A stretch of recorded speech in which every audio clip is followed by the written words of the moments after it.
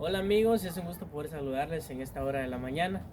El día de hoy vengo a mostrarles un mueble elaborado en color blanco. Las gavetas cuentan con rieles tinteadas desde afuera hacia adentro en color blanco. Lo que son las gavetas de arriba cuentan con compartimientos. Este tiene 3, estas de los lados cuentan con 2 compartimientos. Los jaladores son jaladores tipo diamante en estos tiempos, están en tendencia. También cuenta con sus luces LED ojo de buey.